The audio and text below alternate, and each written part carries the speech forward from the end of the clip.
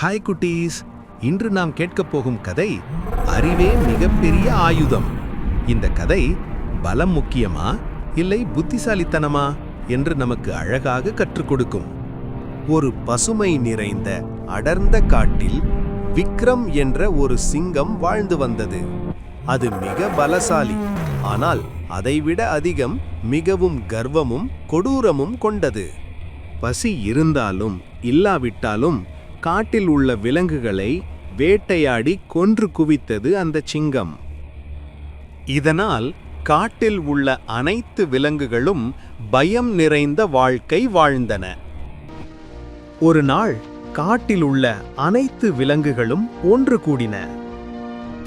இப்படியே போனால் நம்மில் யாருமே உயிரோடு இருக்க மாட்டோம்.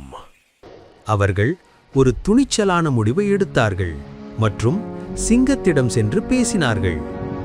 அரசே, நீங்கள் தினமும் வேட்டையாடினால் காடே காலியாகிவிடும்.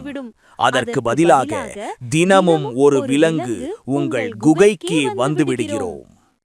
சிங்கமும் சிந்திக்காமல் இந்த ஒப்பந்தத்துக்கு சம்மதித்தது. நாட்கள் கடந்தன. ஒரு நாள் ஒரு சிறிய மானின் முறை வந்தது. அந்த மானின் பெயர் கனி. மற்ற மான்களைப் போல கனி அழவில்லை, அதிரவில்லை. பயப்படுவதால் பயனில்லை. அந்த சிங்கத்தின் பலத்தை விட என் அறிவு பெரியது என்பதை நான் நிரூபிக்க வேண்டும். மிக மெதுவாக சிங்கத்தின் குகையை நோக்கி கனி நடந்தது. ஏன் இவ்வளவு தாமதம்?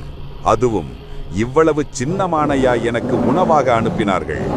இன்று நான் காட்டில் உள்ள எல்லா விலங்குகளையும் கொன்று விடுவேன்.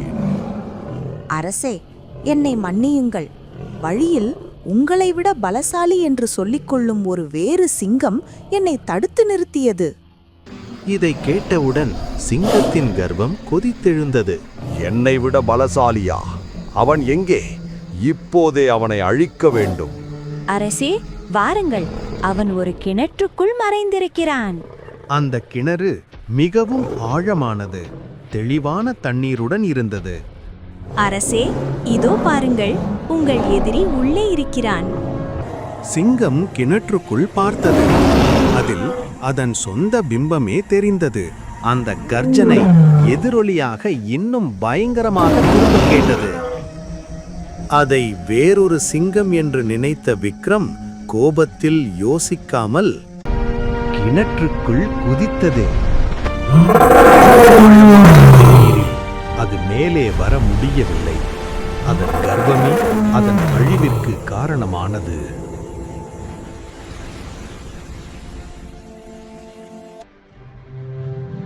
கனி நடந்த அனைத்தையும் மற்ற விலங்குகளிடம் சொன்னது. வாழ்க கனி, வாழ்க புத்திசாலித்தனம். அன்று முதல் காடு அமைதியாக இருந்தது. எல்லா விலங்குகளும் பயமின்றி வாழ்ந்தன. குட்டீஸ், இந்த கதை நமக்கு சொல்லும் பாடம் என்ன? பலத்தை விட அறிவு பெரியது. கர்வம் அழிவைத் தரும். அறிவே மிகப்பெரிய ஆயுதம்.